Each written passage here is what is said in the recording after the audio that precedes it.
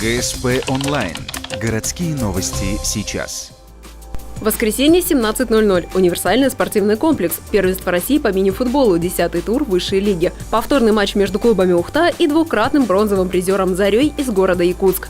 Первая встреча накануне завершилась в пользу Ухты со счетом 5-3. В команде гостей из-за травм нет троих ключевых игроков. Тренерский штаб заявляет, команде удалось перестроиться. Задача – играть от обороны. Хозяева, напротив, с первых же минут прессингуют ворота соперника. Счет открывают на 14-й минуте. Прямым ударом от штрафного Ухту выводит вперед Денис Бушмакин. Меньше чем через 5 минут футболист из Якутска забивает ответный мяч. Евгений Кузнецов удачно подставил ногу после прострела партнера и отправил мяч в ворота. Интрига нарастает. Накануне в это время ухтинцы вели с сухим счетом 2-0. Сейчас же «Заря» берет тайм-аут. Однако он ни на что не повлиял. На перерыв команда уходит при счете 1-1. Во втором тайме вновь обмен голами. Отличился ухтинский нападающий Александр Севец. В профессиональном футболе он выступает уже 7-й сезон. За это время он успел попробовать себя не только в высшей, но и в Суперлиге. У «Зари» мяч забросил более молодой спортсмен Артем Харченко. Его спортивная карьера пока скромнее, всего 4-й сезон. Тем не менее, он сравнял счет.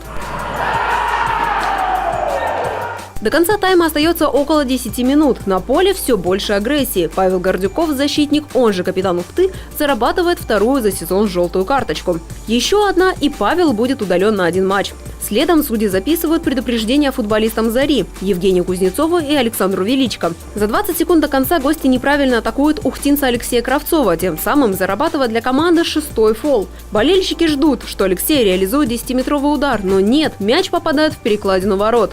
Итоговый счет 2-2. «Заря» в гостях играет, играла. Она играла от обороны, они бегали, просто вцепились в трусы каждому нашему игроку. И буквально, скажу, они бегали за нами. Просто не передавали игроков, не играли зон. А с такой командой очень тяжело играть.